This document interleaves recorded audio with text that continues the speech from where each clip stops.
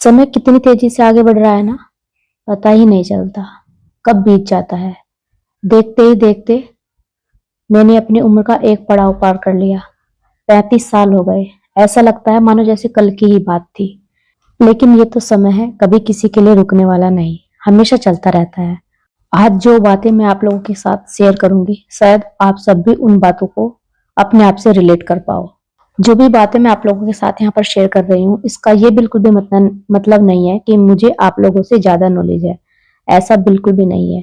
बल्कि ये कहिए कि ये मेरा एक्सपीरियंस है, जो मैंने अपनी उम्र के 35 साल गंवाने के बाद खुद से सीखा है। शायद आप अपनी लाइफ में ऐसी गलतियां ना करो जो मैंने गलतियां की है। समय रहते आप उन सब चीजों को समझ जाओ जो आपको बाद में समझ आती है, और उस टाइम पर हमारे हाथ में कुछ नहीं बचता सिवाय अफसोस के। अफसोस तो होता है, क्योंकि जब एक उम्र बीत जाती है ना, तब जाकर हमें कहीं अकल आती है कि हमने अब तक किया ही क्या है। हमेशा दूसरों की खुशी, कभी अपने आप को देखा आईने में कि हम क्या थे और आज क्या हो गए हैं।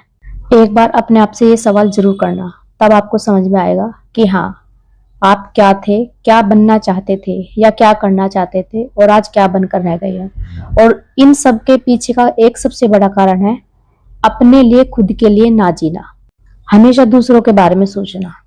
अपनी खुशी किस चीज में है, आपको क्या अच्छा लगता है क्या नहीं लगता, ये तो कभी सोचना नहीं है।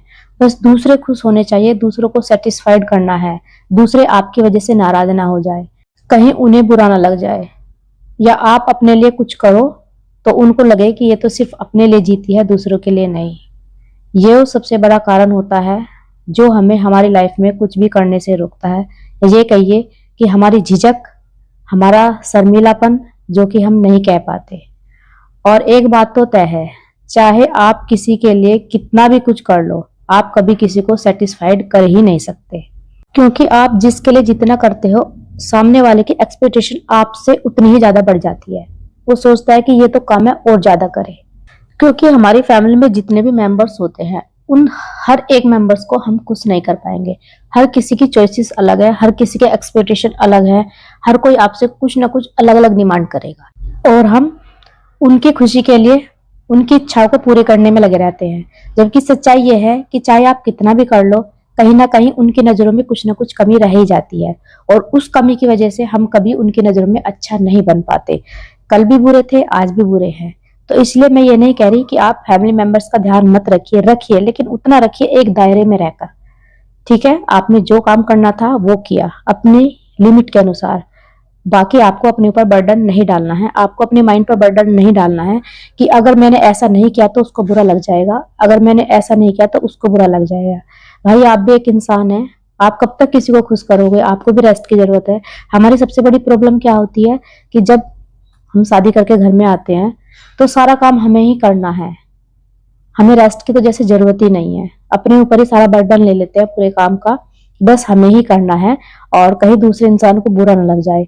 इस वजह से अपनी हेल्थ का ध्यान ना रखना, और उस हेल्थ का जिससे हमें पूरी जिंदगी काम लेना है।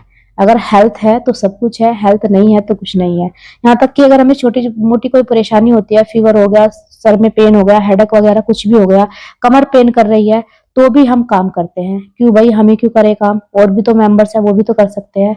लेकिन नहीं, हमें तो करना है। कहीं ये कोई ये ना बोल दे कि ये घर की बहू है और ये खाली बैठी है।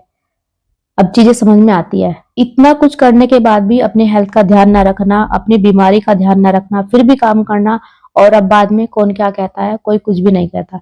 कोई ये तक नहीं बोलता कि हाँ, ये हमारी घर की बहू थी और इसने हमें इतना काम करके दिया है, या इसने हमें जो है टाइम से सारी चीजें दी है। कोई गुणगान नहीं गाता। देखो, ये सब चीजें मैं आपको ऐसे ही नहीं बता रही, ये सब चीजें मैं आपको अपनी लाइफ के एक्सपीरियंस से बता रही हूँ। जैसे मैंने भी खुद किया है, जॉइंट फैमिली में रहकर खुद से, कि नहीं, ये काम तो मुझे ही करना है, कहीं दूसरे इंसान को बुरा न लग जाए कि ये खाली कैसे बैठ गई। एक काम खत्म नहीं हुआ, दूसरा अपने सर ले लेती थी कि इस काम के बाद मुझे ये काम करना है। अब मुझे ये सब चीजें समझ आती है कि मैंने इतना कुछ करने के बाद भी आज मुझे कौन अपनी सलाखों पर बिठा के रखता है? कोई भी नहीं। जैसा मैं उनकी नजरों में जब थी, जब मैं काम करती थी, वैसी ही आज हूं, जैसी मैं अब उनके लिए काम नहीं करती हूँ। तो इससे तो अच्छा है कि ये डिसीजन पहले ही ले लिया होता कि जितना लिमिट में है उतना काम करो, भाई सब फैमिली मेंबर्स है, सबके हिस्से में काम आना चाहिए, एक ही के ऊपर क्यों जिम्मेदारी होनी।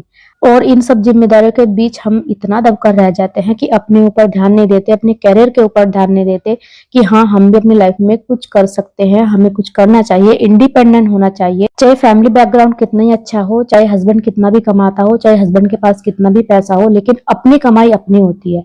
जब मैंने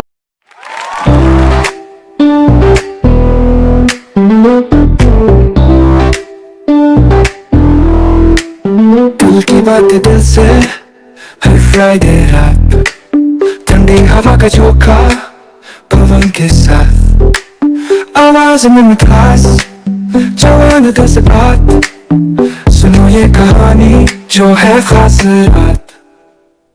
लव टॉक दिल की बातें करें, लव टॉक एक रंग प्यार